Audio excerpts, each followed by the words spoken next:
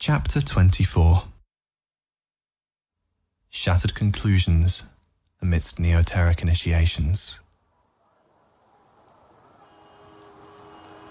Cars lined the roads as dumbfounded people attempted to leave the cities, not realizing that this battle is everywhere and here to stay. Sergeant Patrick sat in a circle with his troops as they all watched a bullet sitting on the floor. The sergeant stared deeply as the sweat ran down his bald head and over his strong brow. He was a tough-as-hell platoon sergeant and had a lot of fight left in him. He had seen many battles and many victories, and more importantly, he had seen many losses. He knew what it meant to stay awake, stay alive. The men all watched as the bullet quickly rolled left, then right, then spun and stood on end. The men sat back in awe as Sergeant Patrick soon lifted it into the air and spun it in front of him. He was face to face with a bullet, wearing a large grin. The doors pounded while Overcast tried to get in, practically tasting the sergeant's power. One of the men called out to another saying, "You! Get over there and make sure that door won't give!" The private nodded and went over to where a huge pile of Overcast now lay in a bloody pool on the floor. The private kicked one and watched the body flip over, revealing the ugly face. Ugly motherfuckers. They're super fucking light though. The hell are they? The steam stopped pouring from their eyes as the Overcast bodies dissipated into dark smoke, disappearing completely. What the hell? One soldier said, followed by the other soldiers with similar reactions to the creepy event. Sergeant Patrick dropped the bullet and said, "We don't know what they are, Corporal. Shit, you were there to see the first of it all. They told us something was coming by air. They thought it was new enemy technology at first, but it turned out to be these fucking things." Another soldier joined. "Alien, you think?" The private said, "Whatever they are, they're not too fucking bright. There's just shitloads of them." Sergeant Patrick grabbed his gun and said, "They must bring some kind of power. Shit. How else would you explain me lifting that fucking bullet up with nothing but thought?" The truth was, Sergeant Patrick knew that he had a strange ability to see things in people's minds. But until today, he had no clue he could do this.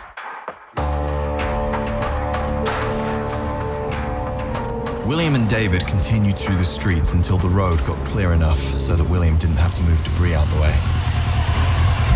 William stopped for a minute and then sped another couple of miles just to be safe. It seemed pretty quiet when William and David came to a stop at a small house somewhere in the outskirts of New York, where a family just stood at their window, staring up at the sky. William looked back. He didn't realize how far they had traversed the abyss. He could see the city now, and was no longer in it. William looked just above the city, where different swarms hovered in different areas. Deep in New York, a group of soldiers kept firing into the clouds until they saw the swarm back off and clear a path.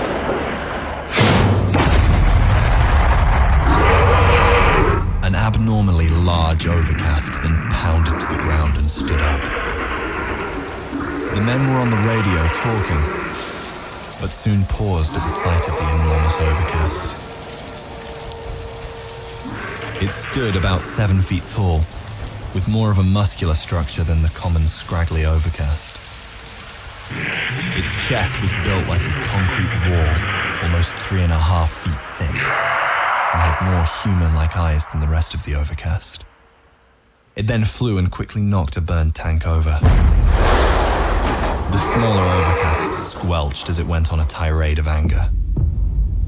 It flew over to a random soldier and grabbed him, lifting him about 8 feet off the ground. Its more than human, deep voice then came from its jagged dark teeth.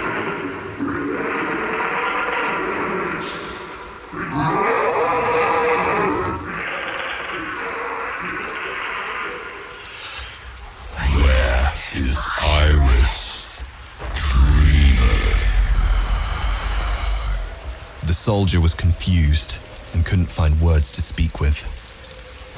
He was quickly crushed by the Overcast and dropped to the ground.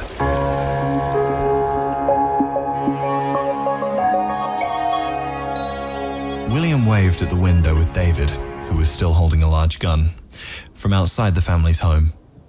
The man, who seemed to be the father, went to the door and let them in. William said, as the whole family stared at his scars and eyes, "Hi there. I'm William, and that's David." The family continued to stare, and then finally the dad said, Hey there. Name's Eric. That's my wife, Jill, and my two sons, Jimmy and Brad. Shorter one's Brad. William and David nodded at them all. He had a strange feeling that the understanding was extremely present with these people, and that they would be perfectly fine on their own. The children smiled and giggled at William. He got a warm feeling when this happened. They seemed to really trust William right away. William then thought about the fact that children probably wouldn't get the Overcast or the understanding because their minds were still so young and free from shifting such as that. He then thought about the words Overcast and Understanding. It was funny to him how they contradicted each other word for word, no matter which way you looked at them. Then William said to the family, "Well, everyone sit down. I've got some bad news." William told the man and his family the whole story, right from when he first walked into Vista. The family just sat there and attempted to understand. The dad said, I'm sorry to hear about your family, son. Must have been tough. Look, I got a handgun, a 9mm that you can use to get you and your friend back to save his son out there in California. You can take it if you want. I'm afraid I'm gonna need the rest of my guns, though. Seeing that swarm out there ain't too reassuring, you know? William just smiled and said, "Well, let's have that gun. Me and my buddy here will be on our way." Eric got up and went to get the gun and a few boxes of bullets. They all stood up. William forgot that he was still in his institution uniform. It was sort of dirty, but not too bad. So far, it kept him warm and was easy to move around in. He figured he'd keep it on. He thought maybe it would be his fighting uniform, symbolizing him breaking out from the institution and being free, while at the same time standing for unleashing a horrible beast. Eric came out from the back room, handed William the silver handgun and 3 boxes of bullets. He thanked the man. William and David then walked to the front door and bid the family farewell, and once more, thanked them all. The 2 friends stood out and overlooked the city again. William asked, "Hey, David?" Yeah, Mike? William replied, "What if I caused all of this? This isn't right. This isn't what I wanted." Looks to me, Mike, like this isn't about what you want. Looks like it's about what all the filthy-ass Mikes out there have given us. Hell. William thought about it, and David was partially right. William wondered, is this the outcome from evil? Is it real? Yeah, it's real. It's simple, like John said. We have no choice. The Overcast or the Understanding. The Dreamers, on the other hand, do have choice. That is their purpose. I wish I had choice once more. I wish I'd chosen differently in my life before. William then fell into a dream right there, standing up. William's vision snapped to a dirt road in the place where butterflies never die, and saw John standing in front of him. "Hey, John." Hey there, kiddo. William's vision kept flickering like a television with bad reception to different points of his life.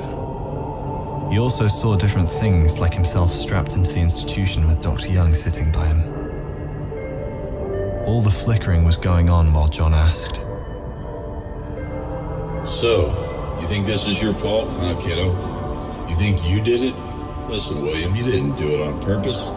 It just happened. I myself never thought this day would come. Both worlds have become one.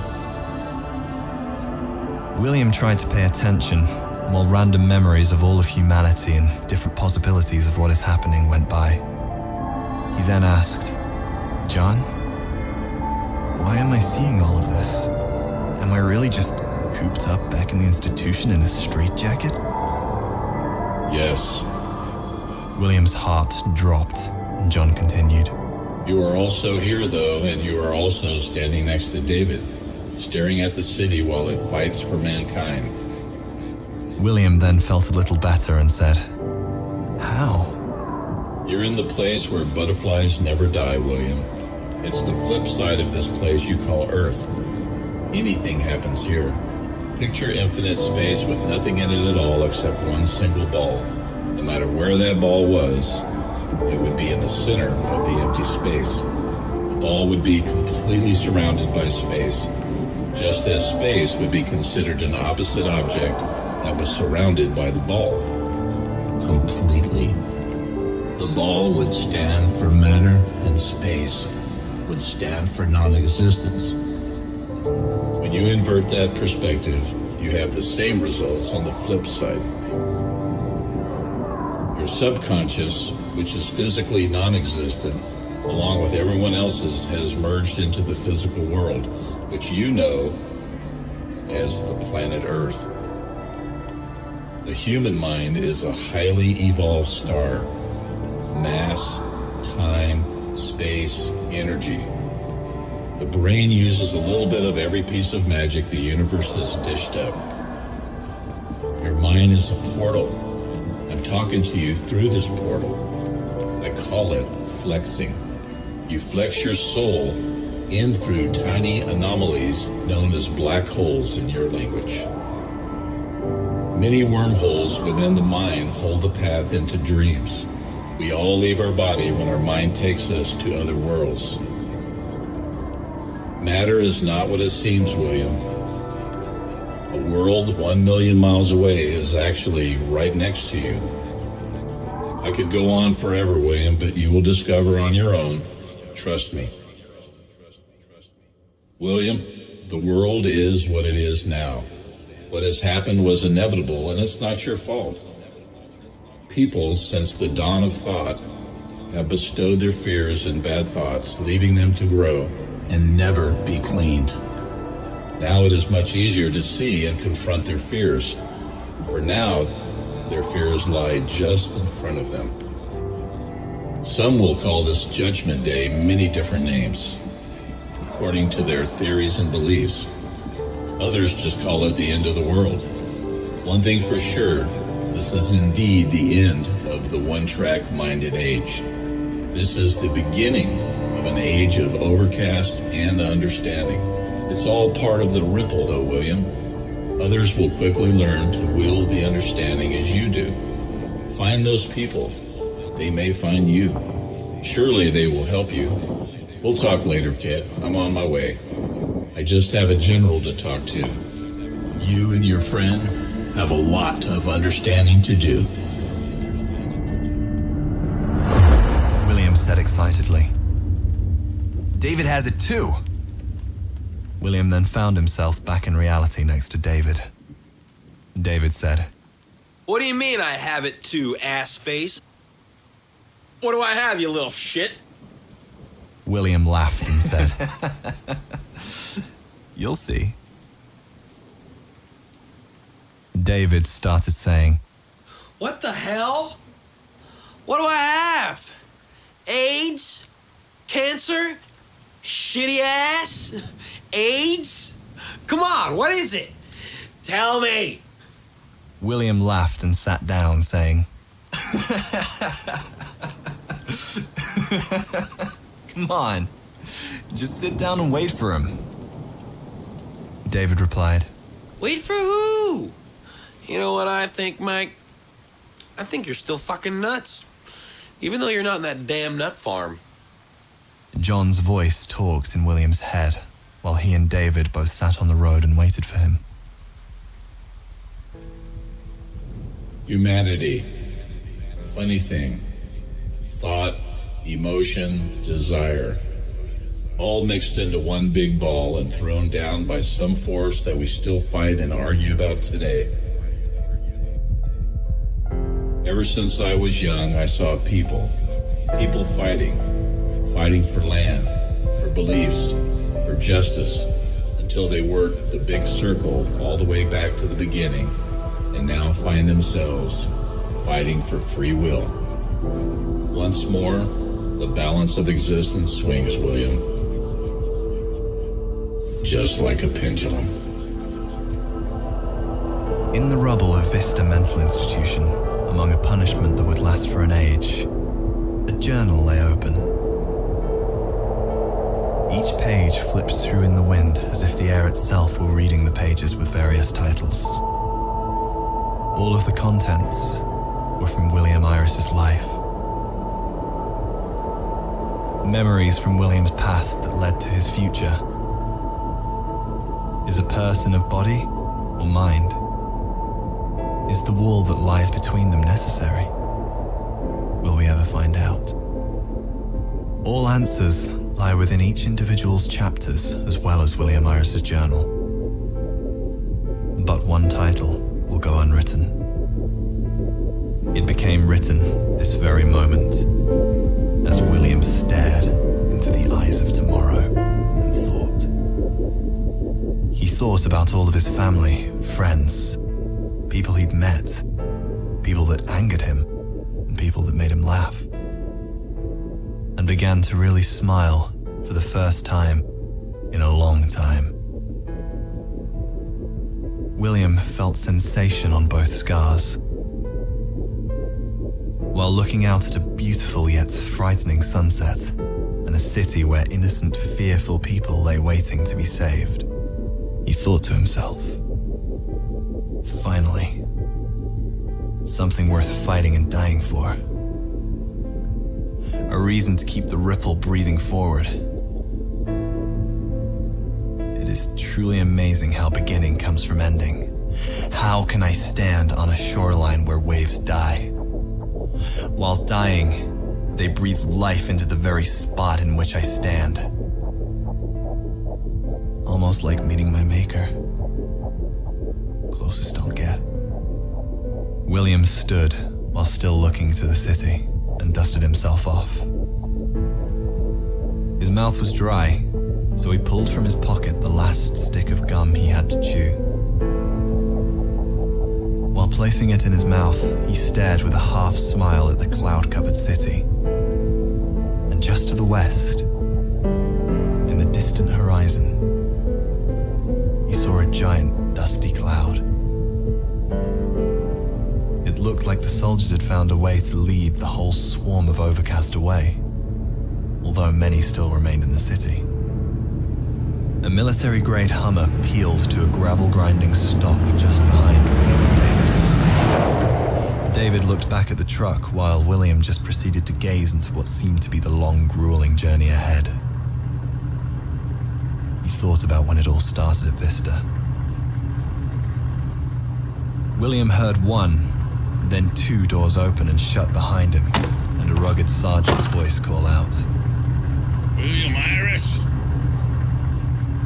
William turned his head back at them and lifted his black glasses and flipped them around to the backside of his scarred-up bald head. Then turned his whole body facing the sergeant and nodded once. The sergeant nodded back. A smaller corporal stood behind the sergeant, smiling a political smile at William. Son, we could use your help here. We have a general that'd like to meet you, kid. General McRae. William looked at David. David nodded. William Iris turned and replied to the sergeant. Not a problem.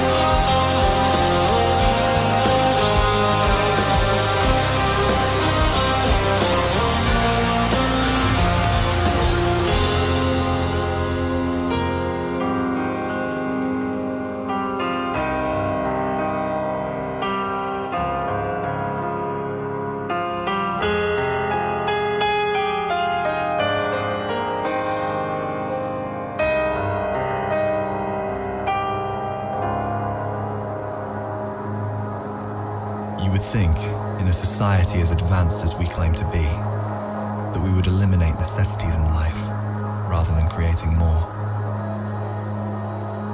William's destination is a peaceful life full of choice, to be with the ones he loves and is happy to just be around.